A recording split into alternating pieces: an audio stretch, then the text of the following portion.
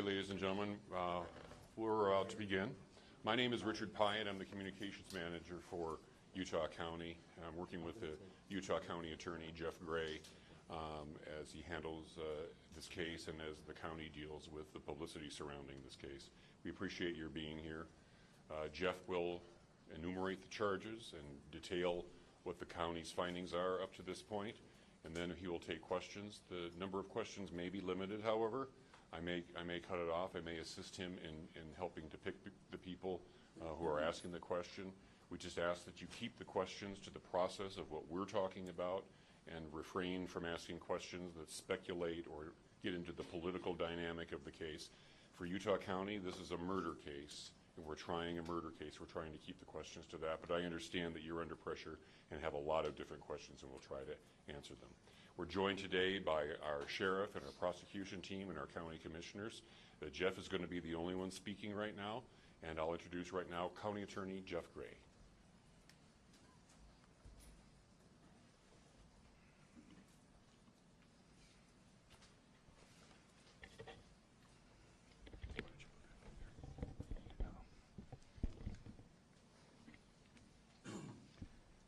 The murder of Charlie Kirk is an American tragedy. Charlie Kirk was murdered while engaging in one of our most sacred and cherished American rights, the bedrock of our democratic republic, the free exchange of ideas in a search for truth, understanding, and a more perfect union. It is also an offense against the state and to the peace and enjoyment of the people of Utah and of all those who visit here. But Charlie Kirk's murder also strikes a more personal and intimate chord. Charlie Kirk was first and foremost a husband and a father to two beautiful young children. He was a son, he was a brother, and a friend. Like all murders, the senseless and needless taking of Charlie Kirk's life has shattered the lives of those he loved and those who loved him. To Charlie's wife, Erica, his two young children, his parents, his family, and his friends, I express my sincere condolences and offer my heartfelt prayers on your behalf. I also want to express my concern for everyone who was at Charlie's Turning Point USA event at the Utah Valley University, and all who have been impacted by this tragedy. As county attorney, I am charged with bringing justice to those who offend our laws. I am charged with bringing justice for those who are harmed. I am charged with bringing justice for Charlie Kirk. I am committed to these aims. I take this responsibility seriously. Today, after reviewing the evidence that law enforcement has collected thus far, I am filing a criminal information charging Tyler James Robinson, age 22, with the following crimes. Count 1, aggravated murder, a capital offense, for intentionally or knowingly causing the death of Charlie Kirk under circumstances that created a great risk of death to others. Count 2, felony discharge of a firearm causing serious bodily injury, a first-degree felony. The state is further alleging aggravating factors on counts 1 and 2 because the defendant is believed to have targeted Charlie Kirk based on Charlie Kirk's political expression and did so knowing that children were present and would witness the homicide. The state is also charging defendant with count 3, obstruction of justice, a second-degree felony for moving and concealing the rifle used in the shooting. Count 4, obstruction of justice, a second-degree felony for disposing the clothing he wore during the shooting. Count 5, witness tampering, a third-degree felony, for directing his roommate to delete his incriminating texts. Count 6, witness tampering, a third-degree felony, for directing his roommate to stay silent if police questioned him. And count 7, commission of a violent offense in the presence of a child, a Class A misdemeanor, for committing homicide knowing that children were present and may have seen or heard the murder and did so based on Charlie Kirk's political expression. Also, following the press conference, I am filing a notice of intent to seek the death penalty.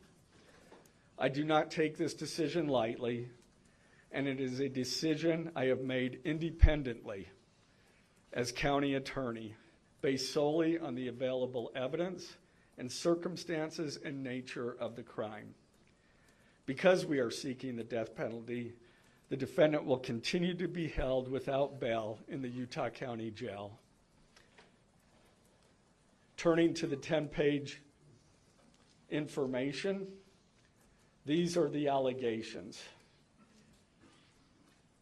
On September 10th, 2025, at approximately 12:23 p.m., Charlie Kirk was shot and killed while speaking to a large crowd on the campus of Utah Valley University in Orem, Utah. Police found the suspected murder weapon, a bolt-action .30-06 rifle, nearby.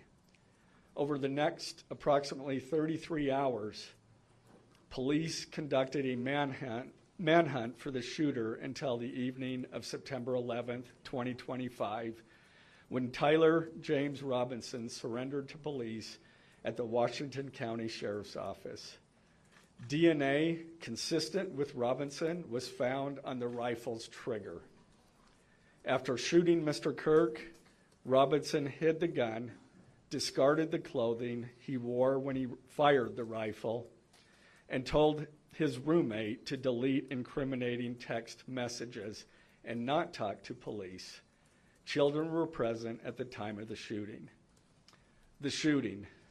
Turning Point USA, a nonprofit organization founded in 2012 by Charlie Kirk, organized a public outdoor event to be held at noon on September 10th, 2025 at UVU. The event was the first in a series of similar events to be held at college campuses nationwide. Mr. Kirk is a well-known conservative activist, famous for these type of events, where he discusses various political issues and debates with audience members. His events and comments have garnered a significant number of supporters and drawn the ire of many who disagree with his political views. The event at UVU was announced far in advance and garnered significant publicity and interest. Consequently, several hundred people attended. Mr. Kirk was interacting with a crowd before the event officially got underway. Then, at approximately noon, Mr. Kirk seated himself under a portable canopy behind a table and microphone. He began speaking to the crowd and fielding questions from attendees, a format Mr. Kirk commonly used at his events. Mr. Kirk allowed his questioners to approach a microphone positioned directly in front of him. Mr. Kirk's team members were very close to him on his right and left, as well as some behind his canopy and others at various close locations near him. The large crowd surrounded Mr. Kirk on three sides. Temporary metal fencing separated attendees from Mr. Kirk by only a matter of feet. Directly above and behind Mr. Kirk was the UVU Hall of Flags, an indoor walkway spanning several hundred feet with floor-to-ceiling glass windows which overlooked the plaza where Mr. Kirk was seated. People were in the walkway at the time of the shooting. Approximately 15 minutes into the event, Mr. Kirk was answering a question about mass shootings by transgender individuals when a gunshot rang out. The bullet struck Mr. Kirk in the neck. He slumped to the ground almost immediately. The bullet's trajectory passed closely to several other individuals beside Mr. Kirk, including the questioner who was standing directly in front of Mr. Kirk. Children were visible near Mr. Kirk's stage when he was shot. Mr. Kirk was rushed to a nearby hospital where he was declared deceased. The medical examiner's report is still pending. So UVU surveillance. So at the moment of the shot, a UVU police officer was watching the crowd from an elevated vantage point. As soon as he heard the shot, he began to scan the area for threats. Believing the shot came from a rifle because of its sound, he looked for potential sniper positions. He noted a roof area approximately 160 yards away from Mr. Kirk as a potential shooting position and rushed there to look for evidence. The suspected shooting position is adjacent to an open, publicly accessible walkway. To access the suspected location, a person must climb over a railing and then drop to the roof only slightly below. Having lain on the roof, impressions in the gravel potentially left by the elbows, knees, and feet of a person in a prone shooting position. Police reviewed surveillance from the camera covering the roof and discovered that it recorded an individual dressed in dark clothing cross the railing from the public walkway and drop onto the roof at approximately 12:15 p.m. Although the individual moved out of the camera's view for a short time, the camera again captured the individual running across the roof and then low crawling to the area the UVU officer recognized as where the suspected sniper had dropped into a prone shooting position. After a short time, which matches the known time of the shot, the individual arose and ran across the roof to the northeast. This discovery led to an intensive review of UVU surveillance recordings to attempt to track and identify the suspect. Surveillance revealed the following. At approximately 11:51 a.m., the suspect entered campus from the north. He is seen wearing a black shirt with an American flag in the center, a dark baseball cap, and large sunglasses. Throughout the surveillance, the suspect keeps his head down and rarely raises his head enough to get a clear image of his face. As he proceeds across the campus, he is seen walking with an unusual gait. The suspect walks with very little bending in his right leg, consistent with a rifle being hidden in his pants. This unusual gait continues until the suspect is seen crossing the railway off the open walkway and onto the roof, where he leaves the camera's view.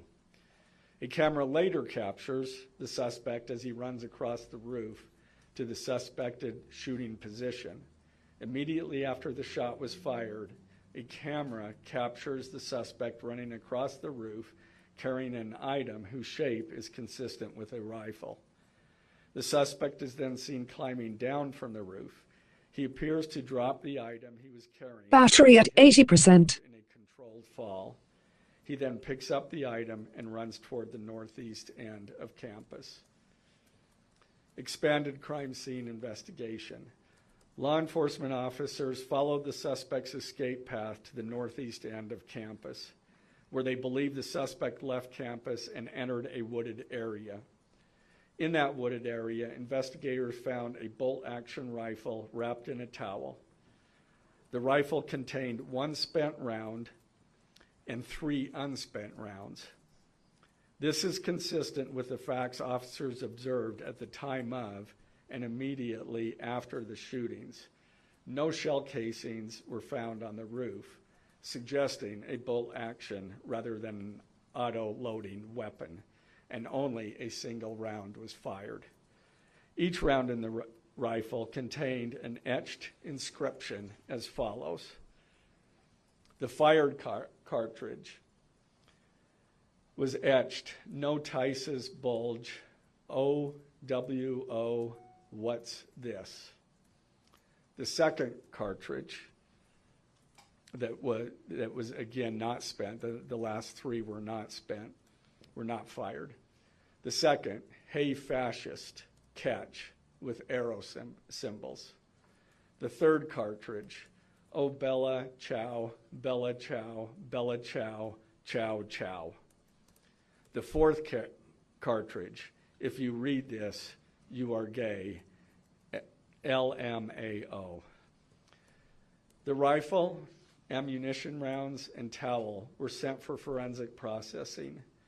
DNA consistent with defendant was found on the trigger, other parts of the rifle, the fired cartridge casing, 2 of the 3 unfired cartridges, and the towel. Law enforcement was unable to immediately locate the shooter, so they published photos of the shooter from the UVU surveillance cameras and asked for the public's help to identify him. Meanwhile, law enforcement continued to try to identify the shooter through other means. The Washington County investigation. On the evening of September 11th, 2025, as law enforcement continued their investigation, Tyler James Robinson went to the Washington County Sheriff's Office with his parents and a family friend to turn himself in. Robinson's mother stated that the following to police. On September 11th, 2025, the day after the shooting, Robinson's mother saw the photo of the shooter in the news and thought the shooter looked like her son. Robinson's mother called her son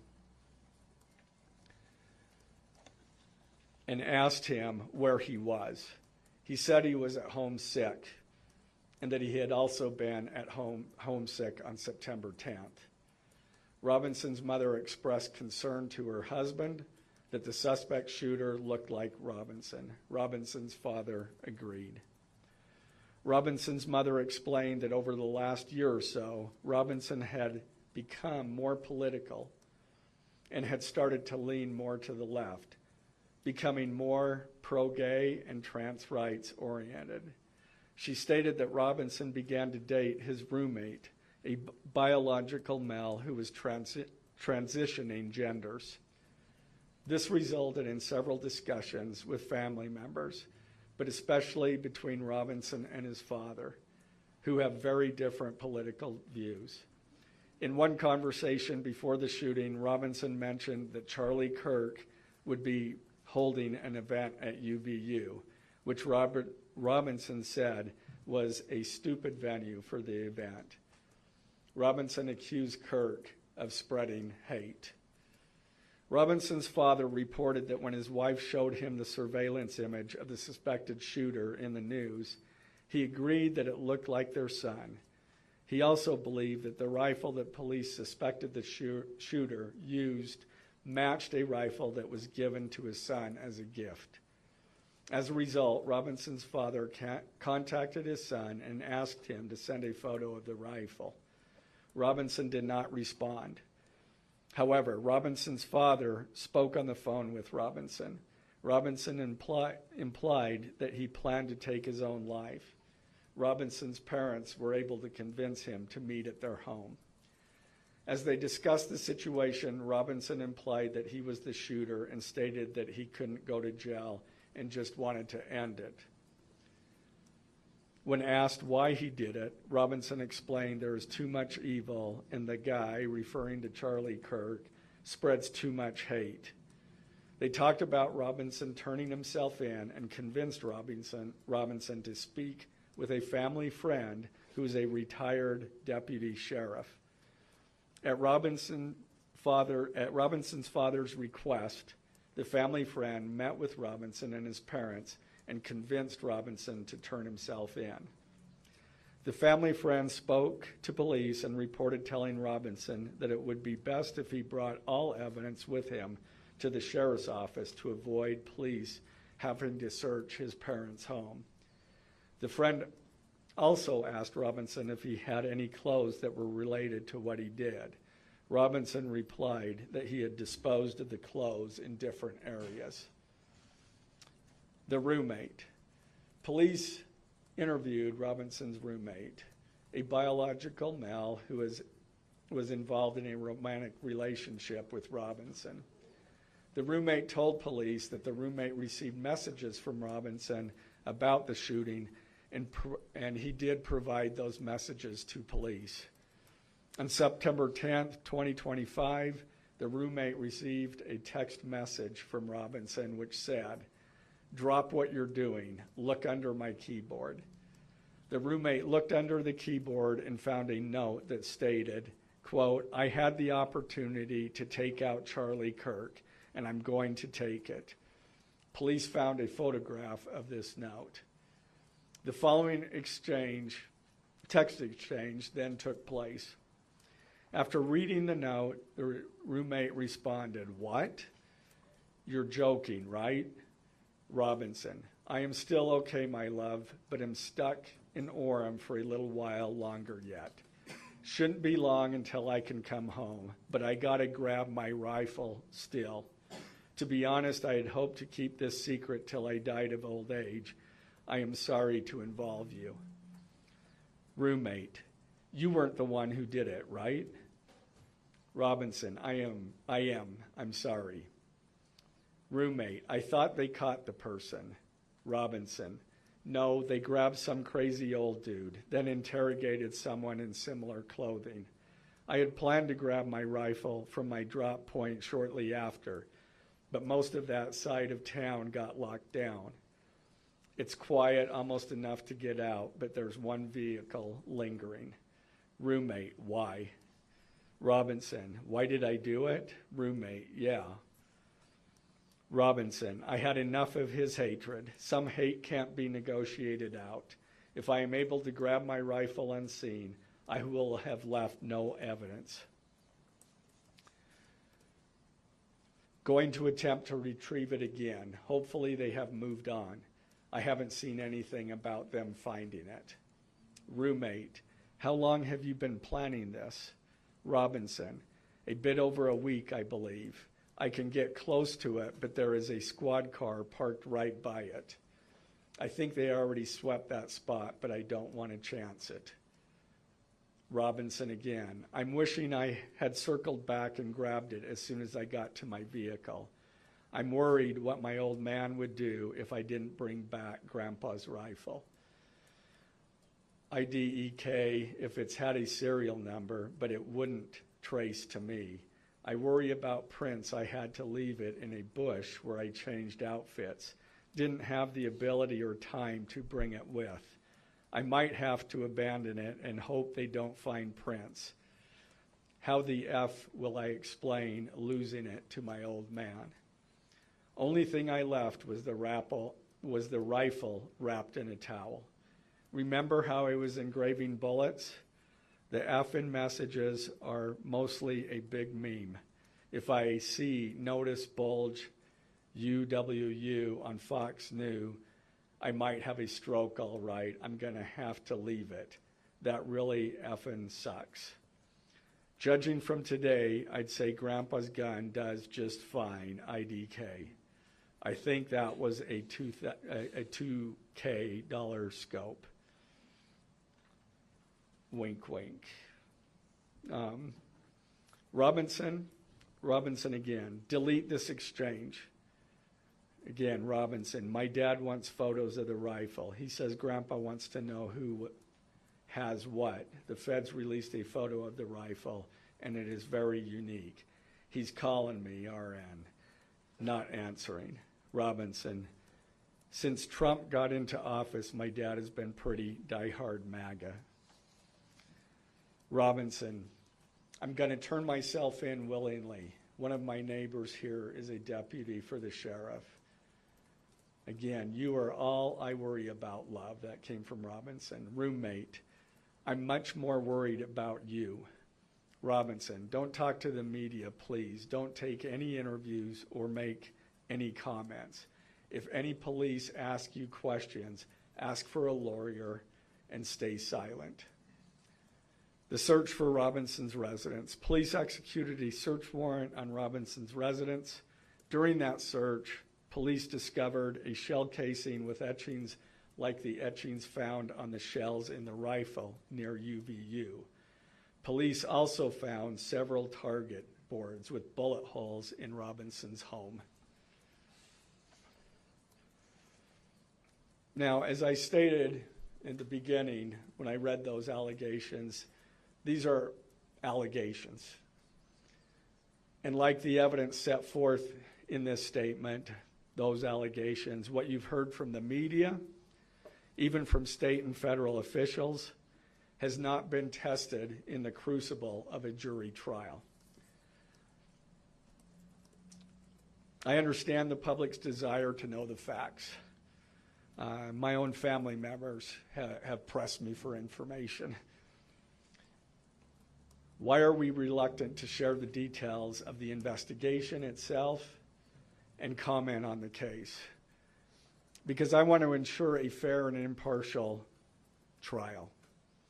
I became a prosecutor because of my love for the ideals of this great country and the principles embedded in our Constitution. The free exchange of ideas and opinions is critical to this great American experiment, but so too are the protections afforded to the accused found in the Fifth and Sixth Amendments. The right against self-incrimination, the right to a speedy and public trial, the right to the effective assistance of counsel, the right to confront one's accusers, and the right to compel the attendance of witnesses. And perhaps most importantly, under our Constitution, the accused is presumed innocent until we, the state, prove to an impartial jury of defendant's peers his guilt beyond a reasonable doubt. That jury cannot rely on our allegations, on what they hear in the news, or on what they hear from a public official. The jury is the sole trier of fact, and they will ultimately determine those facts based on evidence a trial judge has determined is admissible. Again, as prosecutors, we bear the burden to prove guilt beyond a reasonable doubt. But make no mistake, we welcome this burden. I'd like to now introduce my trial team who will be charged with prosecuting the case. This is a veteran and expert team of some of the state's best trial attorneys. Chad Grunander, who is one of my two chief deputies, Ryan McBride and David Sturgill on the far right there. And those two were very much involved in preparing search warrants, did a phenomenal job, worked day and night to see that accomplished well after he was, Robinson was taken into custody. Also, Lauren Hunt, she is one of our special victims prosecutors, and Chris Ballard, my second chief deputy, who will be handling motions. I'm going to explain just the procedural steps. We're not a grand jury. We don't have a grand jury system like the federal courts do. It's a preliminary hearing system. So the arrest and filing of the criminal information are merely the first steps in the criminal justice process. Today at 3 p.m., the defendant will appear before a judge in the Utah 4th District Court for his first appearance to be informed of these charges and to ensure that he has an attorney to represent him. The hearing will be brief. The judge will conduct that first appearance virtually via WebEx. This is not unusual. In the 4th District, all felony first appearances for defendants who are in custody are held virtually. A link to that hearing is available for media on the Utah State Courts X account at Utah State Courts. Now, following defendant's first appearance, he will be entitled to a preliminary hearing. At that hearing, the state will be required to show probable cause that defendant committed the crimes. The purpose of the preliminary hearing is not to determine guilt, but simply to assure the court that the prosecution has enough evidence to proceed to trial. If a judge finds probable cause and binds the case over for trial, an arraignment hearing will be held. At that hearing, a judge will again inform defendant of the charges against him and require him to enter a plea to each charge. The next step following the arraignment is an opportunity for the parties to file any relevant motions and then ultimately the trial itself. This case has generated a tremendous amount of interest across our nation and even the world. The public's desire for information is understandable, but it bears reiterating that this case will be tried in a court of law consistent with our Constitution, not the court of public opinion. Thus, we will only discuss the case with the press occasionally. It will not be a day-to-day or even week-to-week occurrence, but we will only do so in a manner as not to jeopardize the fair trial process. Before I conclude, I want to express my appreciation for the tireless work of our local, state, and federal law enforcement officers. They have an extremely difficult, dangerous, and often thankless job. I'm proud to acknowledge the exceptional work they do every day, and particularly their work on this case. It was truly a marvel to witness. Their skilled work and dedication have brought us to this point. I'm also grateful for the leadership demonstrated by Bo Mason, the Commissioner of the Utah Department of Public Safety, FBI Special Agent in Charge Rob Bowles, Utah County Sheriff Mike Smith, our local police chiefs, and Felice John Vitti, the acting U.S. Attorney for the District of Utah. I'm also grateful for the support of our Governor, Spencer Cox, and our Attorney General, Derek Brown, who is standing behind me today and has offered his support and resources as we proceed to trial. Finally, I want to thank our Utah County Commissioners, Amelia Powers Gardner, Brandon Gordon, and Skylar Beltran. They too have pledged to assist with the resources needed to successfully prosecute this case. I will now take a few questions. For questions, ladies and gentlemen, just really fast, if you could identify yourself and what organization. From CBS News. Okay. Did your investigation uncover any individuals that may have known about this shooting in advance? They are still looking into it. It's an undergoing investigation. So is that a possibility? They haven't ruled that out.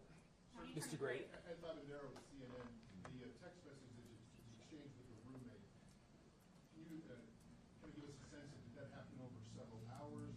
Did it happen before? I don't have that information.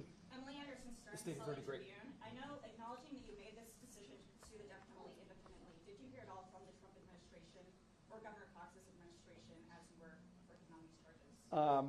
I talked to officials from both administrations, but I was not pressured to make a decision.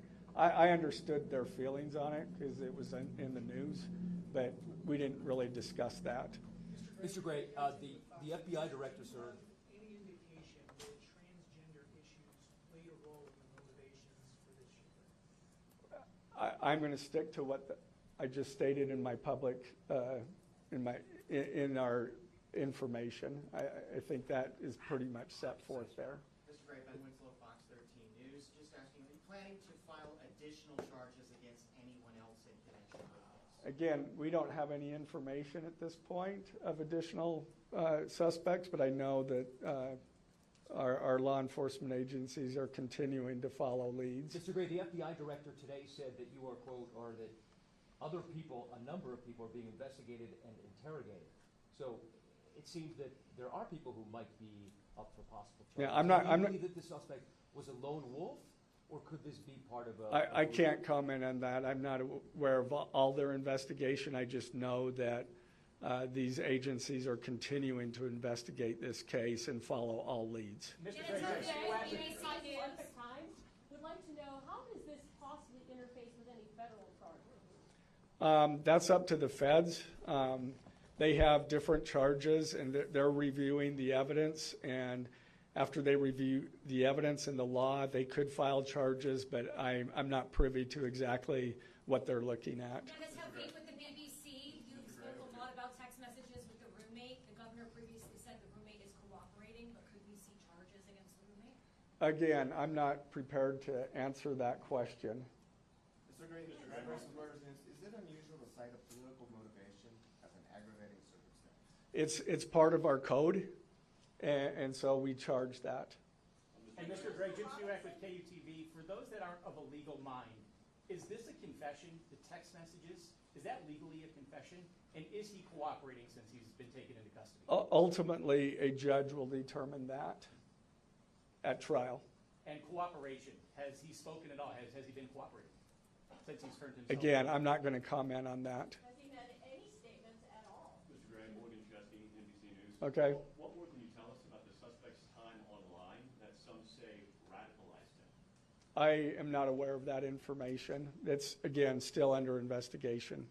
And has he expressed any remorse so far about this attack? I am not going to comment on that. Is he continuing to not cooperate? I am not going to comment on that. Mr. Gray, the FBI director has been way out in front in terms of presenting evidence to the public. Your team has been very circumspect, very measured in what they've let out. Has that hampered your investigation and the build-up to this criminal? Well, as attorneys, we typically like to control that information to preserve an impartial jury and a fair trial. So it hasn't made it much easier. Does he have a lawyer yet? Excuse me? Does the suspect have a lawyer? I don't have that information. Can you tell us more about what the family may have said in interviews? Um, His mother? What the family said is what I provided. Mr. Gray, do you anticipate that the defense will try to get this trial moved out of Utah County, and how will you respond to that? That, from where? From Utah County? That the defense will be from Utah County? Well, that they will try to get the trial moved to The venue move. I couldn't predict what they're going to do. Mr. Gray, is there any evidence to suggest that the timing of the shot and the question that was asked about mass shootings transgender, is that more than coincidence? That will be for a jury to decide. Mr. Gray, are you confident that the roommate had no part of this attack whatsoever? Again, I'm not going to comment on the evidence. But the evidence so far, does it show any involvement? Again, I'm not going to comment on other than the facts that or the evidence that we've gathered so far. Gray, does the mention of the DNA here in the press conference jeopardize his right to a fair trial? I don't believe so. This is part of a public document that we have to file as we file a criminal information. We have to file a probable cause statement. That's a public document, and so we're comfortable with that. Are his parents and the roommate still cooperating? I'm not going to comment on that either. The FBI has said that this suspect had a hatred of Kirk. What else can you share about that?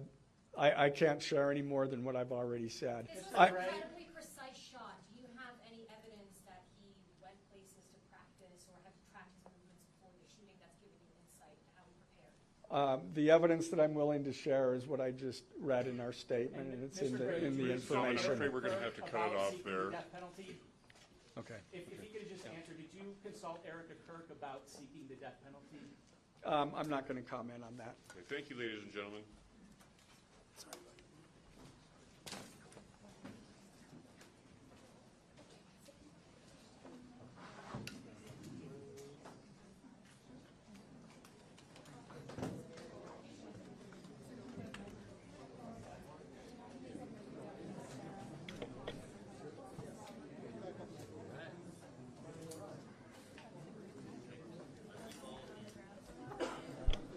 I think all of you know that the charges will be available online. We're in the final stages of processing that, and they'll be available on the utahcounty.gov website as well as on the Utah County Attorney's website. So look for them there. Thank you.